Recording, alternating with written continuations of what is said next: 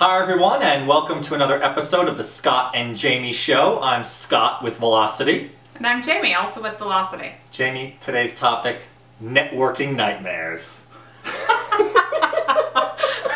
There's so much anxiety around networking. Yes. And I want you to share some of your recent stories about it. So, Scott, as you know, I am not a big fan of networking, and I've recently dipped my toe back into, I used to make you and Matt do all the networking for our business, and I've dipped my toe back into networking, but I have found it to be difficult because I feel like there are some rules.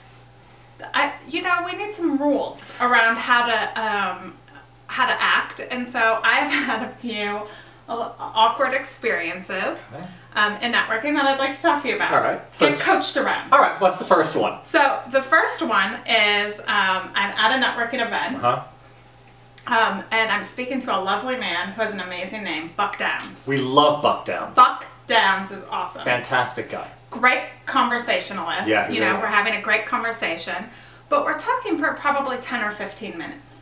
And the purpose of this event is for everybody to get to know everybody else. And so I realized that I'm sort of taking up his time, and we've already gotten to know each other. And so to continue a conversation is a little selfish. Okay. So what did you do? So I said to him, Buck Downs, we should talk to other people.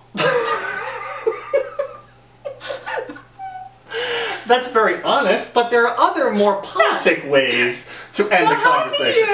How do you get out of a conversation? Because it wasn't that it was an unpleasant conversation, although sometimes it is, right? And certainly not with Buck Downs. He's not wonderful. Buck Downs, right. But how do you say? So somebody told me, say you are going to. You want to coaching yourself here, or do you want me to actually interject here, Jaime? Yeah. Can I interject? Yeah. All right. Well, first of all, I think a lot of people have anxiety when they have a longer conversation at a networking event because they think they should be talking to a lot of people. But I would argue, first of all, that there are networking butterflies and there are networking hummingbirds. And I am a networking hummingbird. I hone in on one or two people, I really get to know them, and then I go home.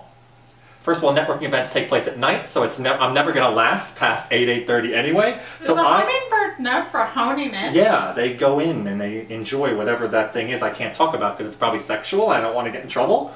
But whatever hummingbirds do, a butterfly sort of goes out and about and mingles with a bunch of different people, and that's a fine way to do it. But first of all, it's not bad that you were having a long conversation with Buck Downs. But the question is what I do when I am no longer getting anything from the conversation, that we're not connecting in a way, is I say, I'm going to go get a drink. Or I have to go to the bathroom. Or wait a minute, I see a friend of mine I have to go talk to. But then do you actually go get a drink? Because I didn't want to get a drink. Yes, I will just go get a glass of water. Okay.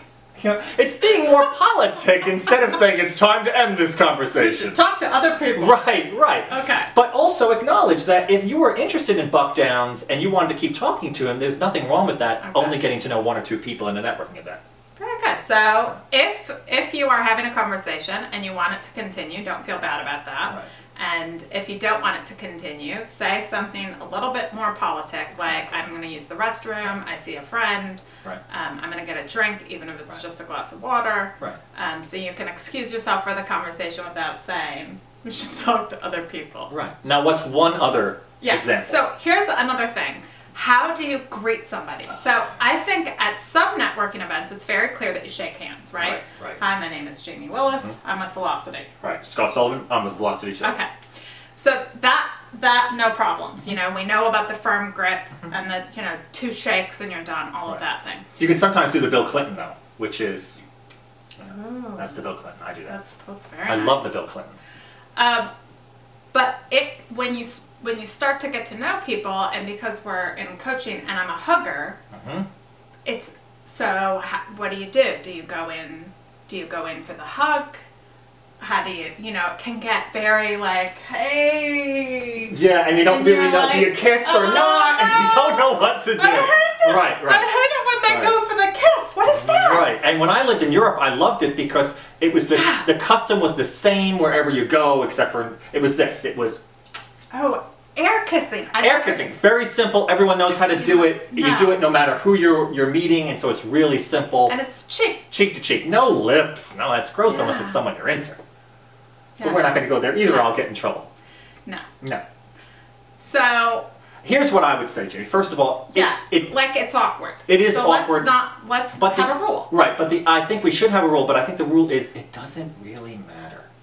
Because the anxiety that we experience at a networking event, just about everyone is experiencing. And we're so inside of our heads that oftentimes it prevents us from really connecting with the other people. So if the hug is awkward, or the kiss is awkward, or the handshake is, make fun of it.